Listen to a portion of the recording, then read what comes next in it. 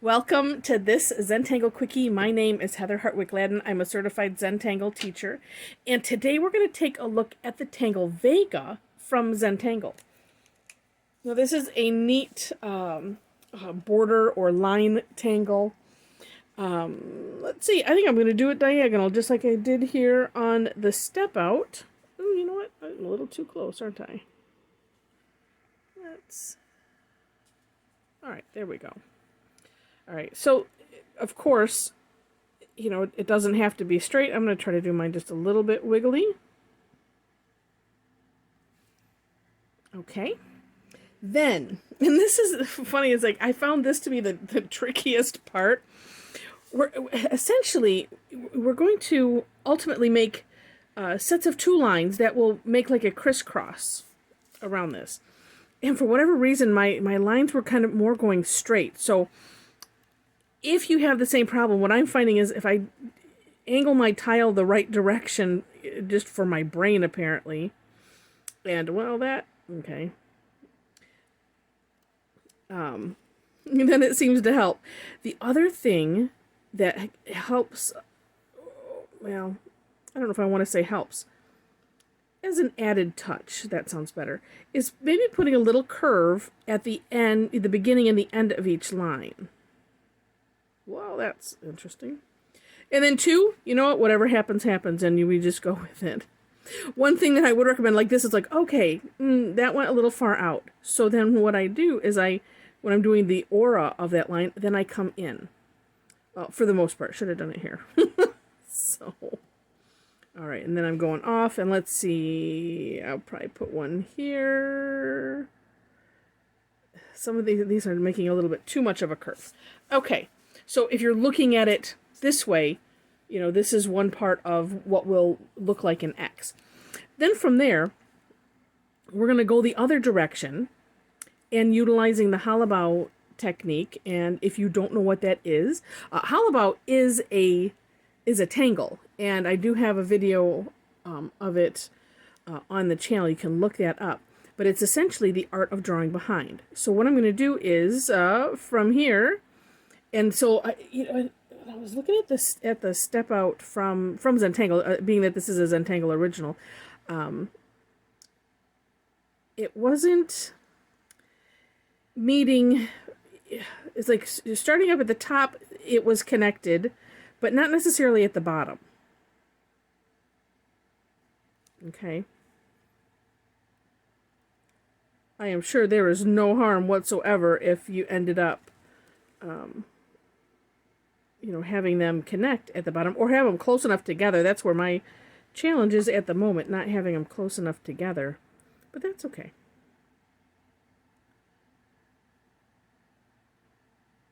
It's the fun thing about Zentangle. We just go with the flow.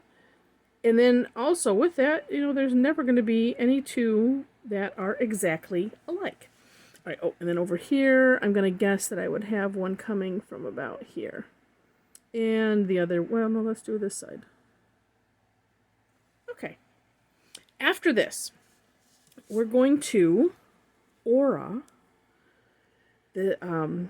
these open sections, and we're not going to aura the first line that we made. So just as you can see here, so here I have it going up, then we're going to fill it in. I have it going right up to this line, but auraing the other two. And then here, you know, you can have it go down to the bottom, you know, if it fits or not. I'm going to leave that. I'm going to fill that in later. This would be right here. Get those little partials.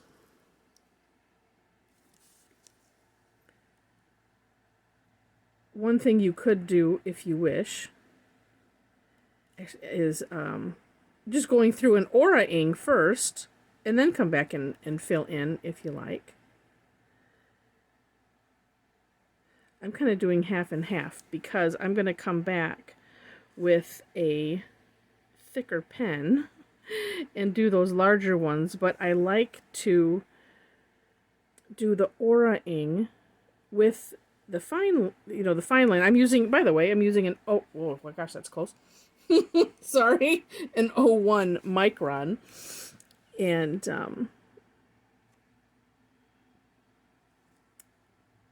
just because I like to get those tight, the corners in there, and it's hard to do that with a thicker nib. But once you kind of have it done, then just, you know, the fill-in part is a little easier. And but I'm filling in these small ones because the small ones are harder to fill in with a thick nib. So we kind of have some of each. Now, one thing that is neat about having the ones, you know, having them kind of go to the edge where it makes sense, right? You know, especially these, you know, the top triangles and the bottom triangles, is it lends itself to making this tangle kind of curvy. So as if it's wrapping around. Now, another thing that you could work at is these little curves. So when we're coming around, as I mentioned earlier, is having a little bit of a curve at the beginning and the, you know, the end of each of those lines, because that also lends itself to that curviness. So for me, that's just one of those things to work on. Usually when I do that, I end up kind of going over it. Like, for instance, there's the tangle called Xander, and which ends up looking like a bundle of, say, you know, a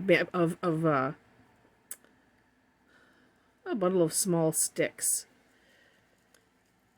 and but long sticks. Sometimes I used to think it kind of looked like bamboo, but not really. There's also one called Aquafleur. I don't know that I have a video on that myself yet. But that one too, you know, you're kind of creating these hooks that go around. Perk is another one. I just did that one today. And where a lot of times, you know, it's, you want to create that where the illusion that these bands are going around the object. And so having that little curve helps. All right. And you know what I'm seeing here? I want to, as I like to say, course correct right here. It's like, if you can, do it. All right, and then just kind of doing a quick double check and seeing, okay, this, you know, got a little sloppy in there, but nothing I can do about it. But I do know that the shading will take care of it, as well as, you know, my little trailing off here, that will be taken care of too.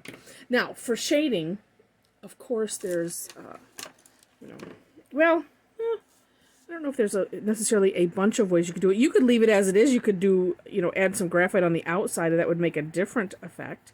But what I'm going to do is I'm putting graphite on both sides.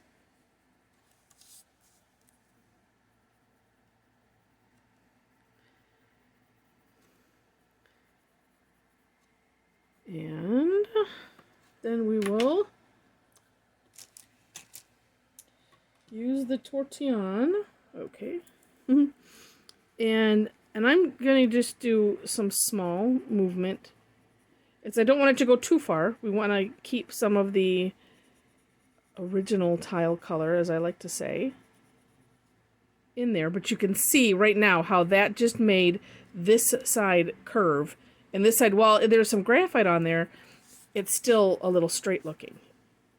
It's just such a fascinating, for, you know, for me, the non-artist, I am just always enamored when, you know, the what I know, you know, the illusion that we're trying to get, you know, takes shape. So there we have it. I'm going to throw in one additional thought, though. If you want to make it look extra shiny, you know, let's see. Let me try it first with a jelly roll. And let me watch my, oh goodness, okay.